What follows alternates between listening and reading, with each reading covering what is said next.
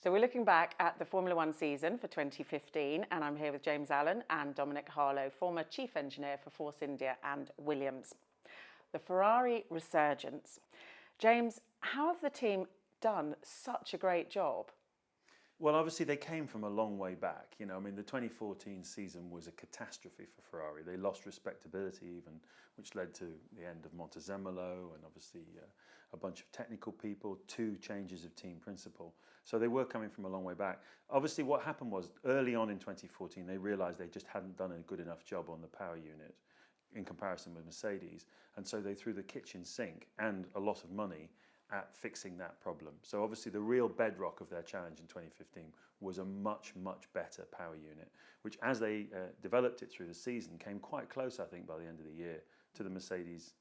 Chassis-wise, they're still giving a bit away. They don't have enough downforce. But what I thought was very impressive was 2 things, actually. First is strategy. They were very aggressive on strategy, James Allison's team, early on in the season particularly, and that gave them, for example, the platform to win in Malaysia. That was very impressive. And the other thing that was impressive was qualifying speed. Now you get that with Vettel, he's class leading, but also it's not been a quality of Ferrari for a long, long time. I mean, Alonso only had, I think, 4 poles in his whole Ferrari career, and you're going back a long, long way the last time that Ferrari were dominant in qualifying. So that was very, very impressive, and I think there's more to come. And how important were the changes over the winter? Well, Arrivabene isn't a racing guy. He's a manager. He's a commercial guy, but he's a guy.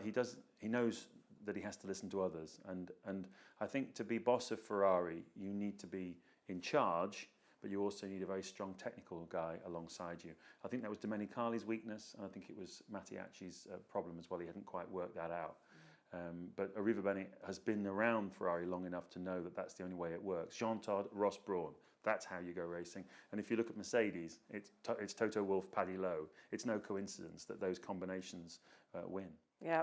Dominic, what about Vettel? He sits very comfortably in the team. He's well liked, very, very confident, obviously. Could he be the next Schumacher?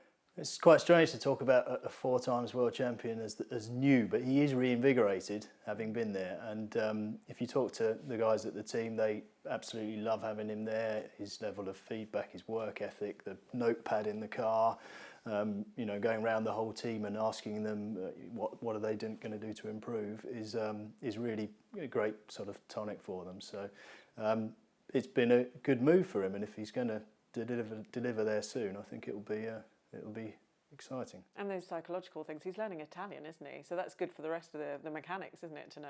Yeah, so I think it shows a level of commitment above and beyond a driver who can just tell his engineer to clear off on the radio to someone who can communicate with him in his mother tongue. And for both of you, as important as Vettel is James Allison. Could he be the next Ross Brawn? Well, it's an interesting comparison because, of course, he was mentored by Ross Brawn. So I like James a lot. I like the combination of his creativity, which we saw in his Lotus days, but also his discipline. His father was the chief of the Royal Air Force, so he grew up in a military family, and he's got a real iron discipline. And I love that combination of those 2 things. He knows what it takes to win because he was part of that Ross Brawn, Michael Schumacher, Jean Todt era Ferrari. And I think now, coming of age, around about late 40s, early 50s, he's absolutely got everything it takes to be the new Ross Brawn, definitely, yes. You can read more about that topic and more from the JA on F1 season review, available at the website.